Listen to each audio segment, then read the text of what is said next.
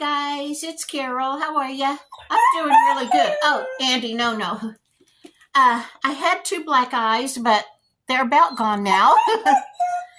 Andy is crying because his mom left. You know, he has separation anxiety so bad. Casey will be back in just a minute. I tell you, if it's spring in the Texas Panhandle, there are going to be two things going on. Wind blowing like crazy and wildfires. We have wildfires all spring. I just talked to my daughter Becky, and there's at least 5 wildfires in the Panhandle surrounding Amarillo. And the smoke smell is so thick in my apartment. It's just about got my lungs closed up. It just smells like the fire is right outside my apartment, but I have my doors and windows shut. As soon as I film this, I'm going to turn the TV on and see where the closest one is. I hate wildfires because they can move incredibly fast. But anyway, I've been meaning to do this video about this book, Being Henry, The Fawns and Beyond by Henry Winkler. I loved this book. Back when I worked and I did a lot of emails, I had a quote at the bottom, like a signature line, that says, "Be kind.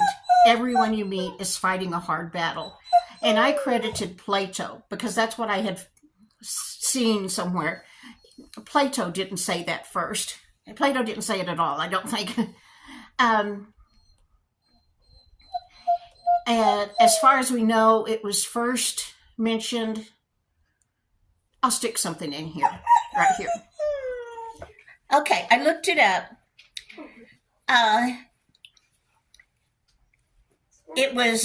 That phrase was misattributed to Plato for years, but someone did some research and they think it was first coined by Ian McLaren. Isn't that a great name? Ian McLaren.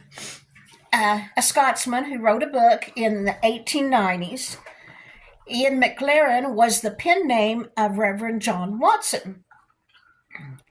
And in his book, he wrote, "Be kind, everyone you meet is carrying a large burden." So, there we go. Anyway, for decades, that's what I had in my email on the signature line. And this book made me think about that. When I look at people like Henry Winkler or any famous person that makes a ton of money, you know, it seems to have the world at their feet. I tend to think they don't have any problems, but they do. Everybody is fighting a hard battle. In this book, Henry Winkler's parents came to the United States from Germany to get away from the Nazis. His mother didn't want to come, but his dad told the government officials and his wife that he had business in the United States, but they would be back within 6 weeks or something like that. Otherwise, she wouldn't have gone and left her family. But they came, and he had no intention of going back. And her family on both sides, their families, they were Jewish, and they perished.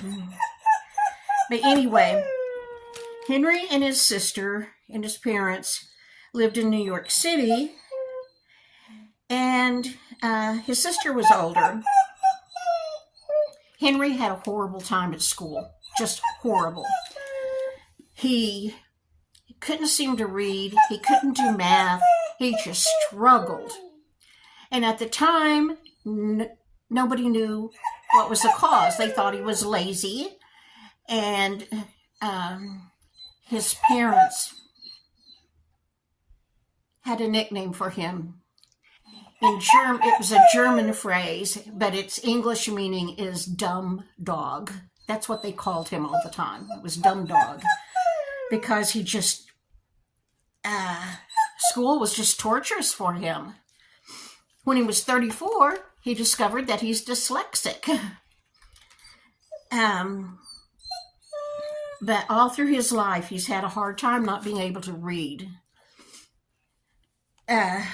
Anyway, he always wanted to be an actor. And he got in college. I'm not sure how. He did horrible in school, but then somehow he got into college and he managed to get through that. And he acted in some things in New York City, and his agent said, if you want to be famous in New York City, stay here. If you want to be famous in the world, go to California. So he went to California. He had $1,000 he had saved up. He went to California, and within like 2 weeks, I mean, it was crazy fast. Andy, no, Mama's coming back. Within like 2 weeks, he was auditioning for Happy Days.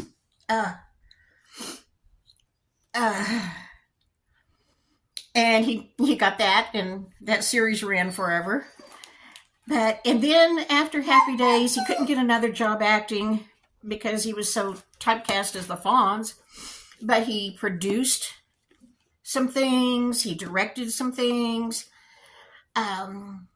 He's been busy all along. And then he finally got past Fonzie and was in some things. But all through his life, he struggled with the dyslexia. But he said, if there's a will, there's a way. And that's how he made it. I really enjoyed reading this book. What I got from this is he is a truly wonderful, nice human being. I really, really believe he is. I know somebody who has met him, and they said he was such a sweet guy when they met him. But I truly believe it. He and his wife, he's been married to the same woman for 50 years, a long time. Her name's Stacy. They do wonderful charity things. I just thought, not because he's Henry Winkler, not because he's famous or an actor, but just because of the person he is on the inside. I wish I lived next door to him. Just good people. That's what they are. They're just good people. I saw recently, I don't know if it was Architectural Digest that filmed his home or somebody else. But anyway, I was watching something before I read this book, and they were filming the inside of his home. And he has grandchildren. I think he has, I don't remember, 4 or 6, something like that. And he said, everything is in our home is to be lived in. We have ice cream on the couch, and the kids are welcome to be kids inside the house. And I just thought he just seemed like such a terrific person. He and his wife both. But anyway, I would recommend this book. It was a feel-good read. And that's Being Henry, the Fonz and Beyond, Henry Winkler. Thank you guys for all of the prayers and good wishes and kind words you gave me about me bouncing my face off the sidewalk. I think my nose is broken up here because if I just barely try to wiggle it, it hurts really bad. No, I didn't go to the doctor. I don't like to go to doctors. That smoke is horrible. But Dr. Google says if you've broken your nose, keep ice on it, take, Tylenol or acetamin or ibuprofen, and do ice back. In about 3 weeks, it'll feel better. But it also said don't wear your glasses on your nose if you think it's broken. Well, since I'm blind as a bat, I obviously have my glasses on. I guess that's all I know for today. Now I'm going to go see how close the wildfire is. It smells so strong inside my apartment. It's crazy. Okay, guys, I hope you all are doing well. Oh, several of you told me that you did the exact same thing. Tripped or fell and face planted on a street or a sidewalk or something. One of you lost 4 teeth. I am very fortunate in that I just have some scrapes. And as you can see, I'm already healing up. It was last Friday, so I'm doing good. But man, numerous of you also have fallen recently. I'm sorry to hear that. Okay, I'm going to go. I'll see you in the next video. Bye. You know, our skies are usually turquoise blue. Look how hazy it is. I just talked to my daughter Becky, and there's at least 5 wildfires in the Texas Panhandle around Amarillo, and it is so thick I can hardly breathe. My grandson sent me the map of where all the wildfires are around Amarillo. So that's what you can see there. The big one is the one in the northeast corner. My granddaughter just showed me a thing on Facebook from the fire department. They said the closest wildfire to Amarillo is 30 miles. Their dispatchers are being bombarded with people calling because they smell smoke so thickly and they see smoke. But unless you see fire, don't call because they're overwhelmed. The entire town smells smoke and sees smoke. But if you see fire, then call. So we're not in any danger. Okay, I will see you in the next video. Wait. Oh, Rhett wants to say. I just pulled up a map. Yeah? And anywhere you see, like, the fire marks is where there's actually a fire. You'll probably won't be. I can't see it. You'll probably won't be able to. You probably won't be able to see it. No. Here. How many are there? Can you count them? There's one up at Canadian, Texas that's huge. Like 250,000 acres, I think. Yeah. But if I look at, let me try to find Amarillo.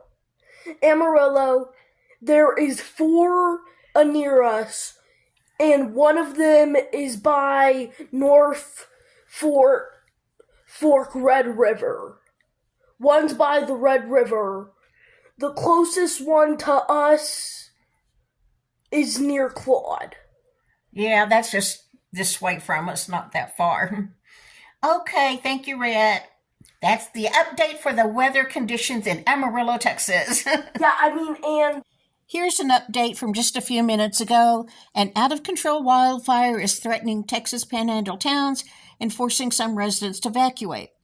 Meanwhile, several other wildfires are burning nearby, fueled by high winds and dry air. The flames have jumped into bordering Oklahoma communities Tuesday night, prompting evacuation orders there, too. It's called the Smokehouse Creek Fire and has scorched more than 250,000 acres of land since igniting on Monday afternoon.